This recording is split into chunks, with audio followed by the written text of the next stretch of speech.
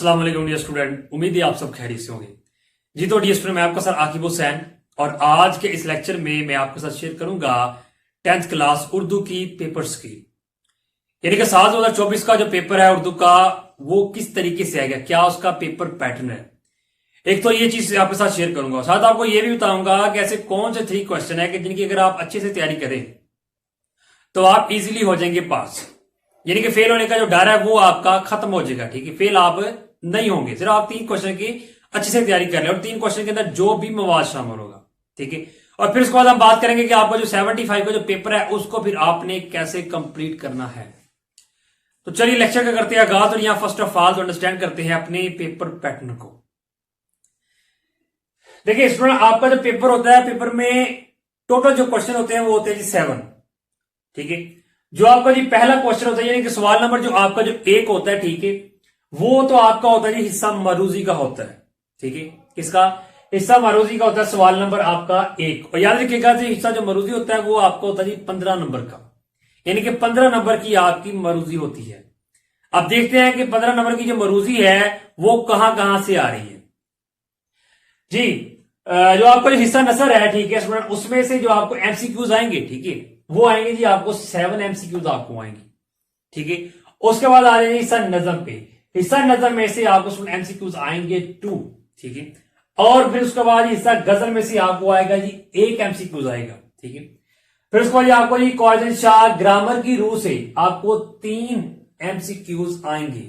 ठीक है, और फिर लास्ट में जी अराब और दुरुस्त के रिलेटेड 2 एमसीक्यूज आपको आएंगे। इस तरह आपको 15 एमसीक्यूज आएंगे और 15 ही नंबर आपकी होंगे। उर्दू के एमसीक्यूज निहायत ही आसान होते हैं। ठीक है, इसमें कोई टफ एमसीक्यूज नहीं होती। उम्मीद है आप इन एमसीक्यूज को अच्छे से तैयार कर लेंगे और 15 के 15 नंबर आप इसमें से ले जाएंगे। ठीक है, देन उसके बाद आ जाइए अपने हिस्सा इंशाइया की जानब। जो आपका जो हिस्सा इंशाइया होता है, ठीक है, यानी कि जो सब्जेक्टिव हिस्सा होता है वो आपका शुरू होता है कहां से जी, सवाल नंबर 2 से लेकर सवाल नंबर 7 तक होता है। ठीक है, हिस्सा इंशाइया, ठीक है, सवाल नंबर 2 से शुरू होता है। ठीक है, अब जो आपका सवाल नंबर 2 होता है वो किसके रिलेटेड होता है, उसमें क्या चीज इंक्लूड होती है, उसमें होता है जी अशार होते हैं। ठीक है, अशार की तशरीह आपने करनी होती है। ठीक है, अब कौन से अशार की तशरीह करनी है जी, देखिए उसमें जी आपको जी नजम और गजल की अशार की शामिल होगी। जो नजम 4 में से 3, यानी इसका मतलब क्या है कि अशार की आपने तशरीह करनी है। जो हिस्सा नजम है उसमें से आपको 4 अशार आएंगे, 3 की आपने तशरीह करनी है। और इसी तरह जो आपको जैसा गजल है उसमें से आपको 3 अशार आएंगे, 2 की आपने तशरीह करनी है। इसे टोटल आपने 5 अशार की तशरीह करनी है और नंबर इसके होंगे सवाल नंबर 2 के कितने जी 10 होंगे। 1 अशार के 2 नंबर आपके होंगे। ठीक है, देन क्वेश्चन आपका सवाल नंबर 3। अब सवाल नंबर 3 किसके रिलेटेड है जी, क्या चीज इसमें शामिल है जी, इसमें जी पैराग्राफ आपका होगा जी, पैराग्राफ की आपने तशरीह करनी होगी। ठीक है, और जो पहला पैराग्राफ में आपका होगा वो आएगा जी हिस्सा नसर के पहले निसफ असबाक से।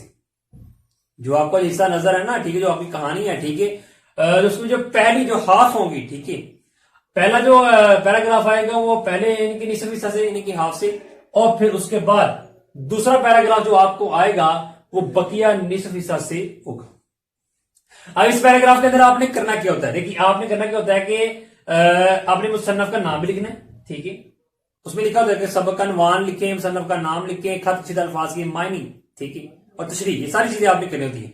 अब इस मुसन्नफ का नाम, सबक अनवान कितने कितने नंबर की ये होंगी, ठीक है, तशरीह कितने नंबर की होगी, यहां पर देखिएगा।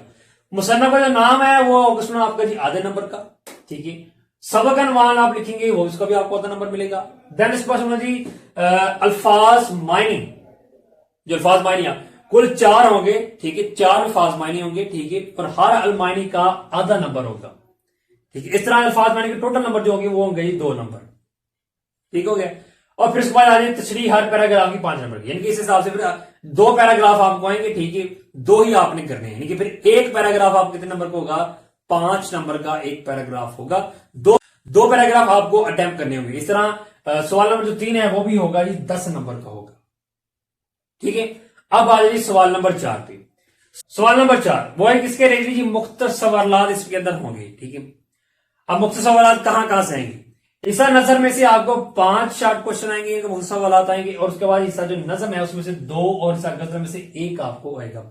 इस तरह टोटल आपको 8 मुख्तसर सवालात आएंगे। ठीक है, आपने 8 में से 5 के जवाब देने हैं, ठीक है। और फिर इस तरह फिर सवाल नंबर जो 4 है वो भी कितने नंबर का होगा जी, 10 नंबर का आपका होगा, ठीक है।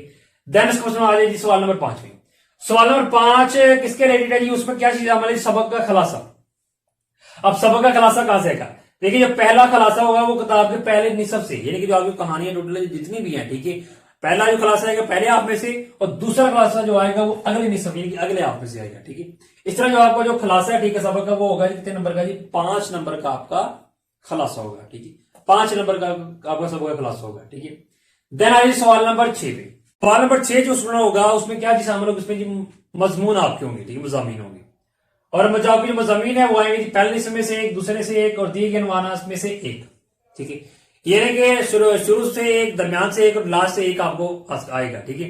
3 आपको ऐसे आएंगे, ठीक है, 3 आपको मजमून आएंगे, आपने एक लिखना है, ठीक है। इस तरह जो सवाल नंबर 6 है वो आपका कितने नंबर का होगा जी, 15 नंबर का आपका होगा, ठीक है। दर्शकों उसके बाद आ जाएगी लास्ट क्वेश्चन पे, सवाल नंबर 7, ठीक है, आखिरी सवाल हमारा। उसमें क्या है, तफहीम भारत या अशार पर मबनी सवालात, ठीक है। यानी कि आपको 4 से 5 सवालात दिए जा सकते हैं, आप उनको लिख लें, ठीक है, या फिर आप क्या कर लें, अबारत का मफहूम लिख लें, ठीक है। तो इस तरह जो आपका जो क्वेश्चन नंबर 7 है वो होगा कितने नंबर का जी, 10 नंबर का, ठीक है। और इसी के साथ हमारा जो पेपर है वो हो जाएगा कंप्लीट, ठीक है। तो ये था हमारा पेपर पैटर्न, इसको तो हमने डिस्कस कर लिया, समझ लिया। अब हम बात कर लेते हैं कि आपने फर्स्ट ऑफ ऑल पास होने के लिए किन सवालात की फर्स्ट ऑफ ऑल अच्छे से तैयारी करनी है, एक जिनके करने से आप इजीली हो जाएं पास। अब उसके लिए आपने करना क्या है, उसके लिए आपने एक तो सवाल नंबर 1 आपने लेना है, ठीक है। एक तो सवाल नंबर 1 ले, फिर उसके बाद आप सवाल नंबर 2 ले लें और सवाल नंबर 4 ले लें, ये 3 सवाल। आप अगर आपको सवाल नंबर 2 मुश्किल लग रहा हो तो सवाल नंबर 3 ले सकते हैं, ठीक है। कौन से 3 सवाल आप ले लें, ठीक है।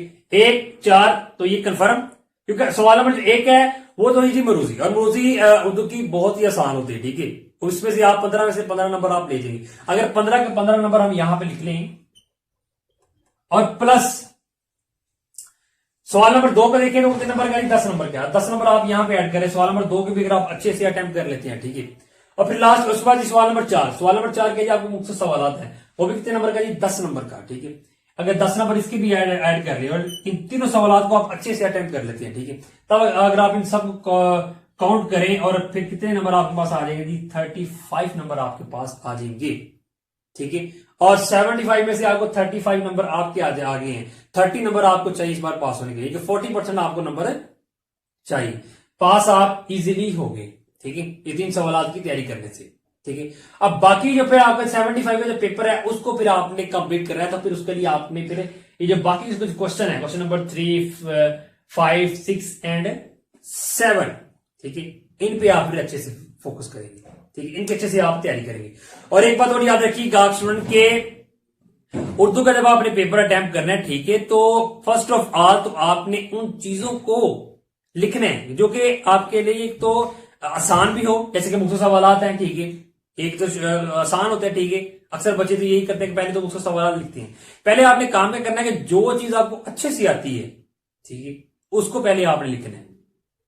और कोशिश कीजिए कि शॉर्ट चीज को पहले, जो लॉन्ग चीज हो, ठीक है, ऐसे मजमून होता है, खुलासा वगैरह होता है, लॉन्ग चीजों को आपको लास्ट पे लेके जाएं। पहले आप जो शॉर्ट हिस्सा होता है, ठीक है, जो शॉर्ट चीजें होती हैं उनको पहले आप लिखिए, ठीक है।